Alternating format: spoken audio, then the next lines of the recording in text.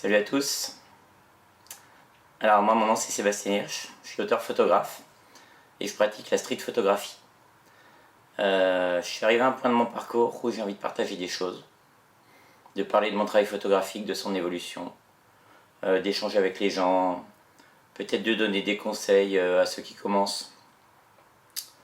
Donc moi j'ai pas vraiment de formation photo. Un peu avant 30 ans, j'ai eu un attrait d'un coup pour l'image. Enfin ça m'a toujours un peu titillé, mais regardant les images passées, je me suis dit j'aimerais bien faire ça et tout. Mais j'ai jamais pris le temps avec le taf et tout de vraiment m'y mettre. Et puis un jour je me suis acheté un appareil photo, alors c'était un bridge.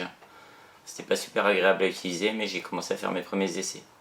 J'ai commencé à poster mes images sur des forums Passion Photo en particulier. J'ai trouvé des gens vraiment sympas qui étaient vraiment disposés à critiquer de manière très positive les images pour faire progresser les gens.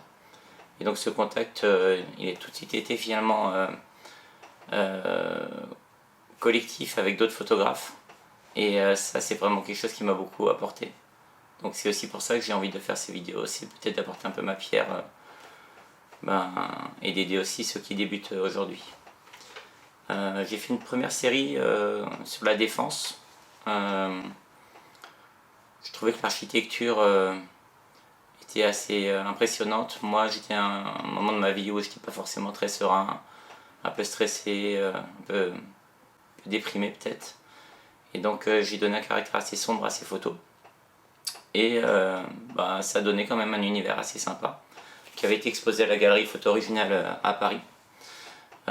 Ensuite j'ai un peu touché à tout en photo et à chaque fois j'ai essayé d'acquérir des nouvelles techniques. Donc j'ai fait du portrait, j'ai fait un peu de studio à la maison, hein, comme tout le monde avec ma femme, en mettant un parapluie, un flash. Je me suis mis plus récemment à la macro, à la proxy, et puis j'ai aussi fait pas mal de paysages. Et j'ai toujours eu ce souci dans mes photos d'essayer de dépasser la photo souvenir pour essayer d'aller vers quelque chose d'un peu artistique. Donc c'est vraiment avec la photo que mon envie de faire quelque chose de personnel, d'artistique est vraiment née. Même si je pratiquais aussi la guitare, où je passais pas mal de temps sur la guitare pour m'améliorer, pour essayer de faire des choses chouettes. Vraiment le côté personnel et production personnelle, c'est la photo qui me l'apporte. Alors sur la street photographie, pendant longtemps j'ai pas su que ça existait en fait, la street photographie. C'est-à-dire que j'avais pas cette culture des grands photographes de rue, ou alors comme tout le monde quoi, Doineau, le baiser de l'hôtel de ville et tout, mais pour moi c'était quelque chose d'un peu peut-être suranné, enfin qui me concernait pas quoi. Mais je me suis mis à voyager un petit peu en Europe avec mes enfants et puis à être dans les villes et à me sentir bien en fait par rapport à ça. À me dire, je sais pas, être au milieu des gens, voir la lumière particulière d'une ville, les lignes aussi qui parcourent l'environnement, tout ça. Depuis ma série de la Défense, ça me titillait quoi. Après, il y a une série de rencontres. La rencontre avec un livre, par exemple, qui a été celle d'Alain Laboile, En attendant le facteur. Donc c'est un livre où lui, il raconte un peu la vie de ses enfants, qui sont un peu des enfants sauvages. Ils vivent dans sa maison, il a un grand jardin, lui il est sculpteur, donc il fait des grandes statues. Et en fait, j'ai remarqué que lui, ce qu'il faisait, c'était pas du portrait, et pourtant il y avait beaucoup d'humains. Donc en fait, ce qu'il faisait, c'était du storytelling. Il arrivait à raconter une histoire en montrant ses enfants, mais sans que ce soit du portrait posé.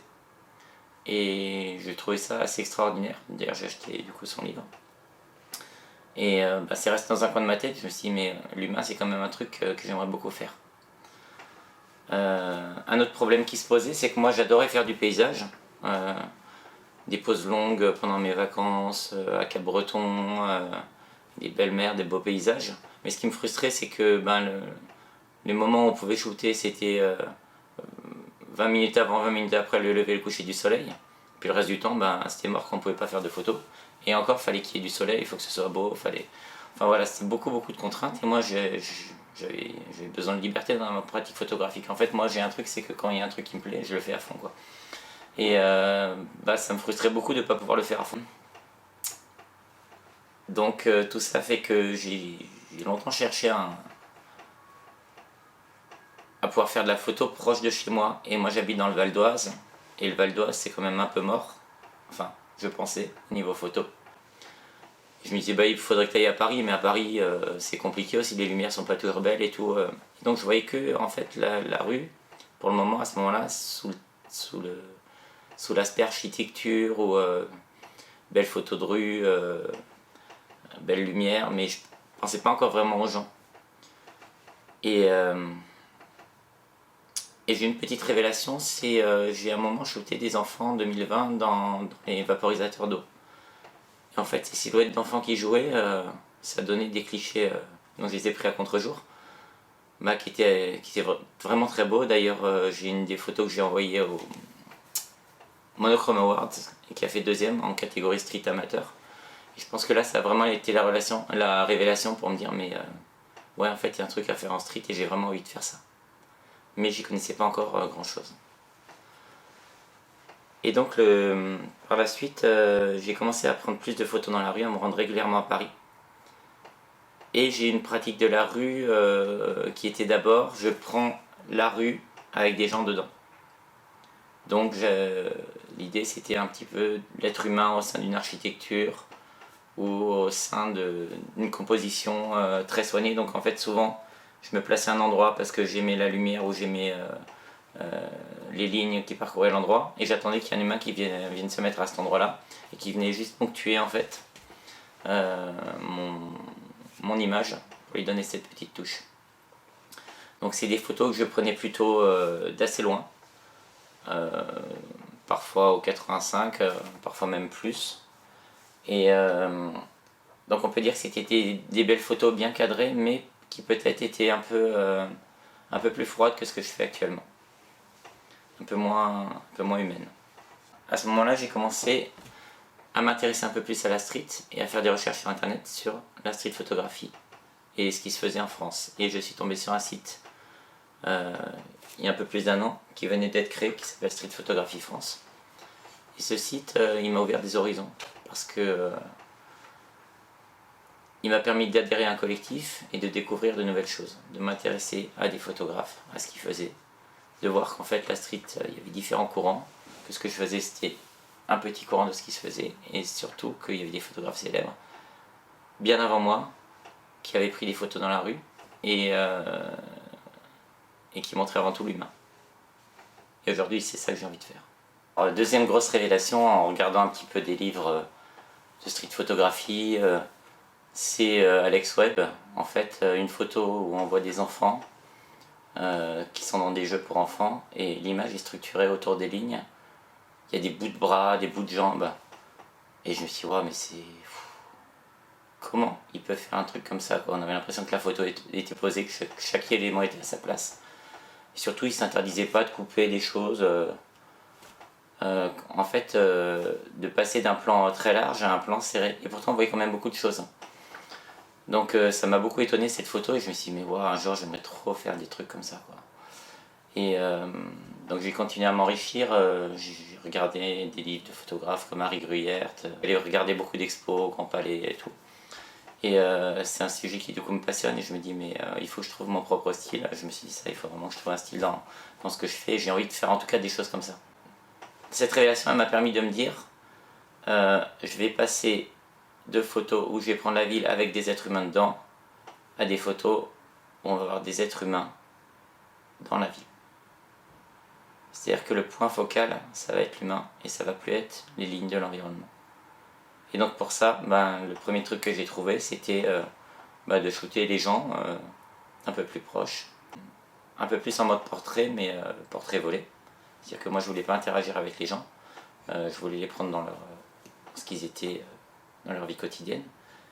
Et donc je les ai shootés un peu plus de loin, au gré de mes balades. Donc le premier truc que j'ai trouvé, c'était de zoomer un peu plus sur les gens en fait.